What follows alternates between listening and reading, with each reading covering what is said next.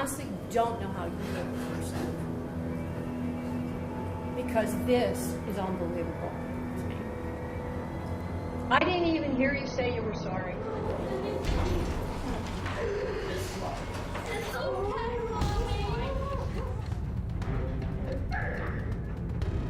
Christa Pike will become the first woman executed in the state of Tennessee in over 200 years, and the youngest woman ever sentenced to death in modern American history. In the previous episode, we explored the dark past of Christa Pike, her troubled childhood, her obsession, and the growing tension with Colleen Slemmer. What began as a teenage rivalry led 4 young people into the woods that night, but only 3 came back. Before we close this case, there are still parts of Christa Pike's story that few have ever heard. I should be the one in her seat, not her. I should be the one to be punished for this crime, not her. Yeah, I was a terrible mother. Christa and Tadaro weren't empty-handed. One held a small butcher's blade, the other a utility knife. Their posture alone made it clear they were ready to cross a line. Nearby, Shadala lingered nervously, told to act as a lookout. Colleen denied everything, her voice trembling, but Christa didn't care. She lunged at her, knocking Colleen to the ground, striking again and again. "Why are you doing this to me?" Colleen screamed. Christa didn't answer. Her boot connected with Colleen's face, her fury spiraling out of control. Mud and tears mixed as Colleen pushed herself up and tried to run, but Tadaro caught her from behind and slammed her back to the ground. Christa's blade traced across her back, leaving a deep burning line that made Colleen scream. Later, Christa would admit she stood there watching, almost mesmerized, as Colleen struggled to breathe. When Colleen tried to crawl away again, Christa stopped her, slicing through her shirt and skin. Colleen's voice broke as she begged, "If you let me go, I'll walk all the way to Florida." Christa's reply was chillingly flat. "Be quiet. It's harder to keep going when you start talking." She would later confess that the more Colleen begged, the more she hit her. Each plea made her angrier. Meanwhile, Christa's friends began to realize this wasn't what they thought it was. They would later tell police they believed it was just a plan to scare Colleen, not something real. But Christa was past the point of return. Consumed by rage, she attacked again, aiming for Colleen's neck and shoulders. Colleen's cries echoed through the trees. Against all odds, she managed to lift herself up one last time and tried to escape again. Christa later described remembering every sound, the gasping breaths, the struggling voice, the eerie quiet between them. And in that moment, she understood. If Colleen got away and told anyone, she'd be expelled, maybe even arrested. That thought set her off completely. Every child goes through broken homes or mixed up families or whatever. That does not give a child a right to, kill. As Colleen tried to rise again, Christa grabbed a broken chunk of asphalt lying nearby. She swung it down with full force, once, twice, until Colleen collapsed. The forest went silent. Tadaro joined in, hurling rocks until there was no movement left. When it was over, the stillness was unbearable. The medical examiner later confirmed the brutal reality. Colleen's heart had still been beating through much of the assault. None of the injuries were instantly fatal. She felt every second of it. The life drained from her slowly, as if the earth itself was pulling her away. When the assault finally ended, Shadala was still standing guard, pale and shaking. Christa and Tadaro dragged Colleen's body a few feet away into the shadows between the trees and covered it with dirt and scraps.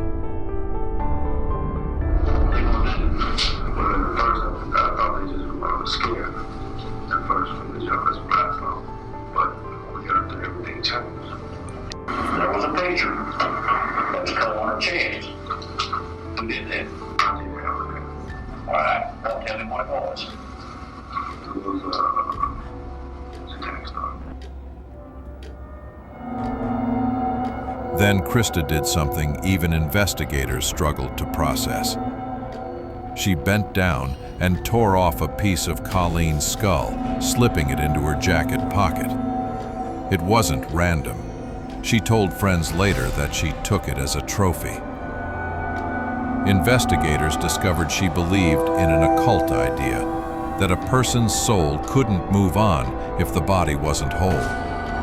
By keeping that piece, Christa thought she could hold on to Colleen's spirit. She had a compassion, helping people, feeding people. She always fed to children that was handicapped. She kept telling her, let me go back to Florida.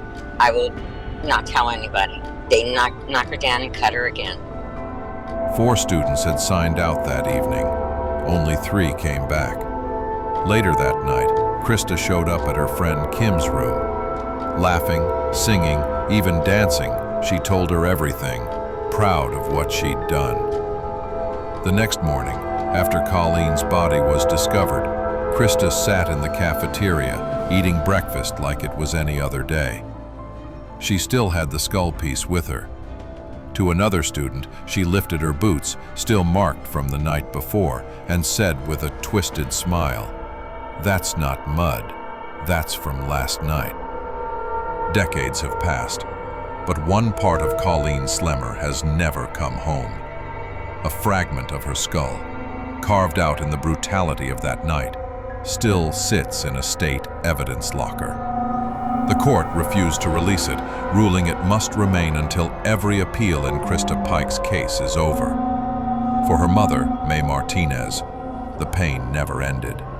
She said, "I just want all of her back, so I can finally bury my child whole." But justice, cold and procedural, said no. And somewhere, behind the walls of a courthouse, a piece of Colleen still waits to rest. They need to put Colleen to rest. Execute her or give her life and give me the rest of Colleen back so I can live. The next morning, a university groundskeeper stumbled upon something that would change everything. At first, he thought it was the remains of an animal lying in the dirt. But as he stepped closer, he froze. The shape before him wasn't that of an animal at all. It was human. He saw a bare torso and realized in shock that he was standing over the scene of a murder. By 8 a.m., Friday, January 13th, officers from the Knoxville Police Department and campus security had arrived at the scene. One of the first responding officers later said, "I thought I was looking at her face, but it was so damaged, I couldn't even tell where the face began." We have a body of a white female who appears to be in her 20s. She's about 5'2" to 5'4". It's hard to tell how much she weighs. She's got brunette hair. I can tell you that she has been severely beaten. Christa Pike had made a long list of mistakes after the crime. The very next day, she returned to the site, but this time, the area was sealed off. Officer Harold James Underwood Jr. testified that Christa approached him with a few other girls, asking what had happened. When told about the murder, she casually asked who the victim was and whether the police had any suspects. None of her friends said a word. Underwood later said her behavior immediately stood out. She was smiling, even laughing while asking about the killing, as if it amused her. Around her neck hung a pendant shaped like a pentagram, the very same symbol carved onto the victim's body. Underwood reported her to his superiors, and investigators began questioning students from Job Corps. Not long after, Christa made another fatal mistake. She left her jacket, the same one that had once held a piece of Colleen's skull, in the university's administrative office. When the jacket was handed over to the police, they found that piece of bone inside. Christa, without realizing it, had just helped investigators build a rock-solid case against herself. Throughout the day following the murder, she bragged to classmates about what she'd done, claiming she had tortured and killed Colleen. Her classmates were horrified. When police began their questioning, several came forward immediately. Within just 36 hours of the crime, all three were arrested: Christa Pike, Daryl Shipp, and Shadala Peterson. Investigators were shocked to discover that Christa, the smallest and youngest of the group, had been the ringleader. People couldn't believe it. She looked so sweet, one officer said. She had such an innocent face. Daryl denied being the one in charge, but admitted he helped carve the pentagram. The satanic star, as he called it. Shadala, meanwhile, said she had only been a witness. It didn't take long for Shadala to break. When Christa learned that her friend was talking to police, she confessed everything herself. I was the first one they arrested, the first one they interviewed. And I thought that if I went in there and told him that I did every single thing that happened up there, that Daryl and Shadala would just get to walk out of there and they wouldn't worry about them anymore because they had the real killer. Down to the smallest, most disturbing details. Her written statement was 42 pages long, then walked them back into the woods to show exactly how it all happened. The evidence was overwhelming. Christa Pike was arrested and charged with first-degree murder and conspiracy to commit murder. And as investigators would soon find out, the victim's partially dressed body was found in this brushy area Friday morning. An autopsy confirmed she was slashed repeatedly with a meat cleaver and some other small cutting device, perhaps a razor blade or box opener. Authorities say she was then beaten over the head with a large chunk of asphalt from this pile. I would like to see her killed and not go on living with taxpayers' money paying for her to live in jail to get an education. It did not involve a university student. It did not occur on the bike trail. It was not a random or a stranger-to-stranger incident. The motive of the crime appears to be a love triangle. It appears that both of the females involved had been involved with a 17-year-old male.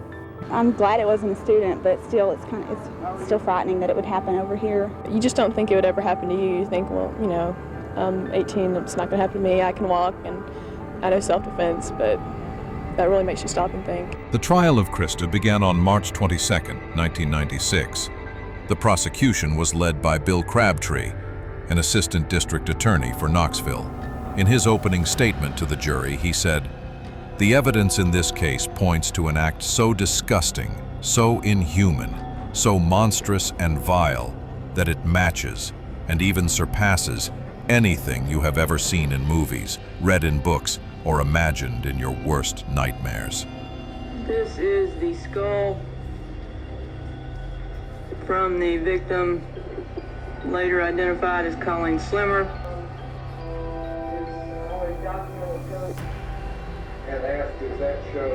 It's what most people refer to as a pentagram, a 5-pointed star in a circle.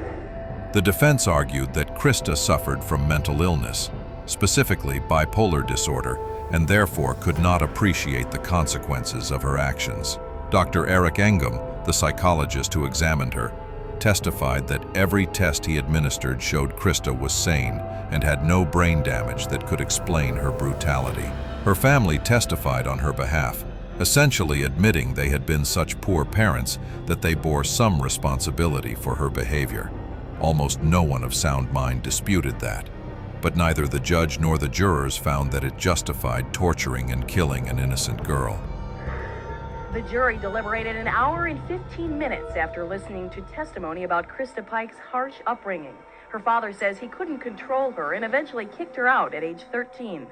She voiced her opinion to me that she no longer wanted my name and that she wanted to be adopted, and I signed papers for her to be adopted.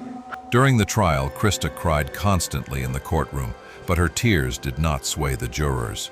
It took them only a few hours to convict her on all counts. The jurors described her as an angelic face with the heart of a devil.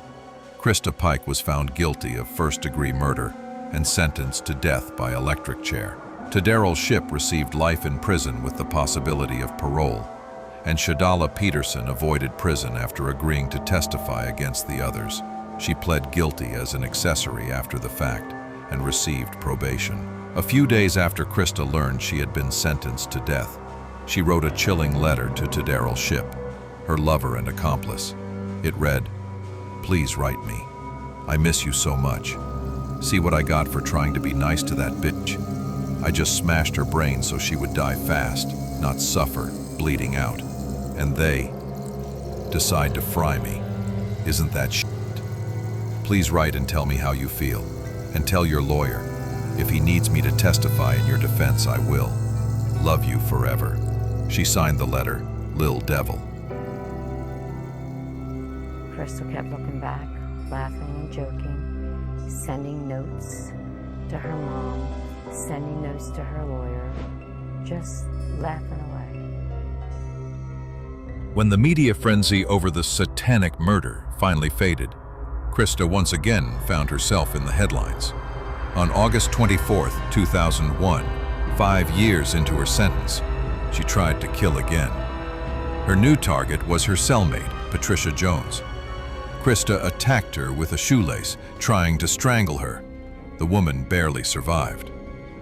Later, in a phone call to her mother, Christa said, "I bet if she ever comes near me again, I'll do it again." She was tried again and convicted of attempted first-degree murder. In 2012, Christa tried to escape from prison. While incarcerated, she began corresponding with a personal trainer from New Jersey named Donald Kohut. Kohut began driving 900 miles to Tennessee to visit her regularly. 34-year-old Kohut was charged with bribery and conspiracy to commit escape, and 22-year-old guard Justin Heflin, who worked at Christa's facility, was charged as an accomplice. The plan, to put it mildly, was reckless. Nearly 30 years have passed since the crime. Even though all her appeals have been exhausted, she continues to claim she should not be put to death. Because she is the only woman on death row in Tennessee, Christa has effectively lived in permanent isolation. In Tennessee, death row inmates are housed separately from the general population, but with good behavior, they are allowed to work, spend time outdoors, and eat in communal areas. Christa has none of those privileges. With no other women on death row, she cannot work or interact with anyone else. I think I deserve to be in here for the rest of my life.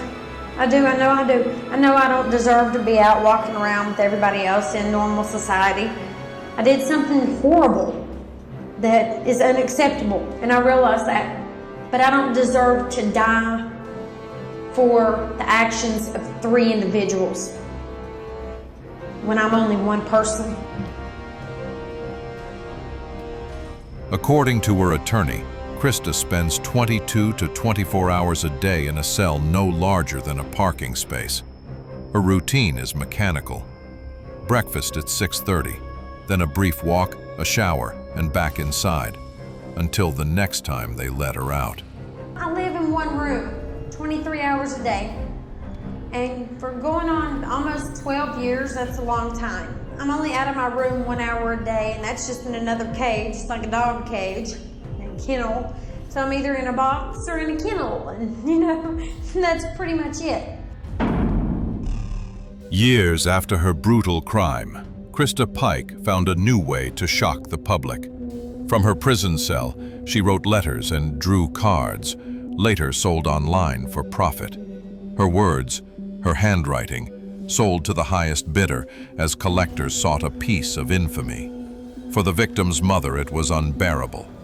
While Pike's name made money, May Martinez was left furious, calling it a business built on horror. To her, and to many others, it was proof that some people will do anything, even profit from pure evil. Today, Christa's future looks grim. She has no chance of parole, and her attempt to kill her cellmate erased any possibility of clemency. However, on August 27, 2020, Tennessee Attorney General Herbert Slattery formally requested that an execution date be set for Christa Pike. Since the start of the modern death penalty era in 1976, only 18 women have been executed across the entire United States. On September 30th, 2026, she will likely eat her final meal, take her last steps in shackles, and sit down in the electric chair to face the end. When that day comes, the family of Colleen Slemmer may finally find the justice they've been waiting for, knowing that the punishment for their daughter's horrific death has finally been carried out.